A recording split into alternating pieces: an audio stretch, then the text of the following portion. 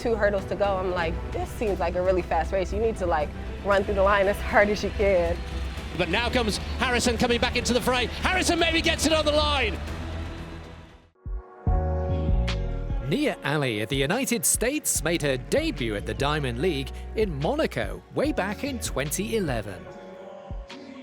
At the meet, now retired legends such as Usain Bolt, Mo Farah and Blanka Vlasic were all victorious. But a 22-year-old Ali finished her event in 6th place. Over a decade and 34 Diamond League starts later, Ali was still seeking her first tour win as she returned to Monaco yet again. Going into that day, I felt like my legs were kind of like, it was odd. Like I didn't feel fresh, I didn't feel like amazing, just because I had come off of like the USA champs. I was just kind of like mentally like tapped a little bit just from competing so hard for USA. So I was kind of in a flow of, you know, I'm gonna go out there, see what I got today, see what's left in my legs. Over the course of her career, Ali claimed major titles. A World Championship gold and an Olympic silver were just some of the accolades peppering the Americans' resume.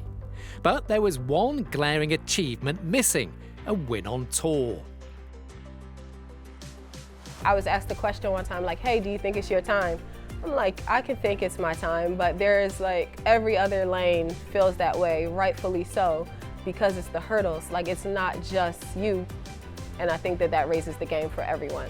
Like, if every lane thinks that they really have a shot at winning, then everyone's gonna run fast.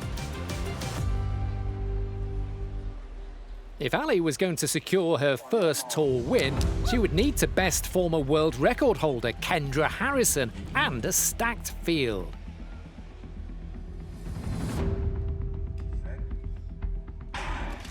Going off. Safely away. Obviously you got Kenny right there. She's always like so sharp throughout the whole entire race, so she's gonna keep it honest. Pink headband of Kenny Harrison, and already Nia Ali has got a march. Also going well is Tia Jones. We're running and I feel her kind of like inch me up a little bit, and when that happens in the hurdles, typically you're like, like you let the lead go, but it's the hurdles, you can always hit a hurdle, who knows. So I kind of just hung in there, and I remember thinking like 2 hurdles to go, I'm like, this seems like a really fast race. You need to like run through the line as hard as you can. But now comes Harrison coming back into the fray. Harrison maybe gets it on the line. 12:28. I just leaned for my life and kind of threw my hands up like I tried, because I couldn't tell like if I actually like won or not.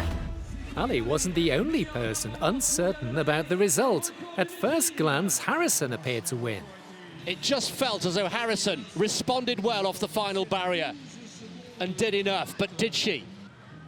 A review of the photo finish overturned the result as the official times popped up on screen. I was like, oh, I was so close, like I almost won.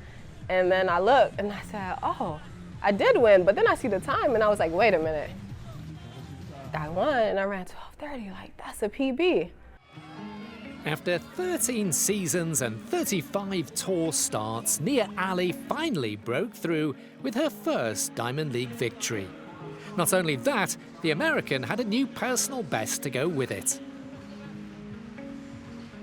That was just a huge confidence boost for me, because like, you know, to be at this stage of my career, no one would expect like me to come out in PB, especially at a random part of the season, like, you know, before Worlds and everything. And I was just really excited about that, and it showed me a lot of like what I can do and what's in there. So it was a good win for me. With a tour win and new personal best, Ali is hopeful the confidence boost can push her to even higher heights. It was very important, I think, for my confidence.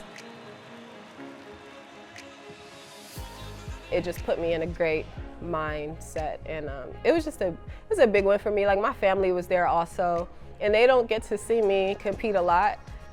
So for them to come to my first Diamond League win, I was like, oh, like perfect. It just worked out. So it was a good, very good point for me.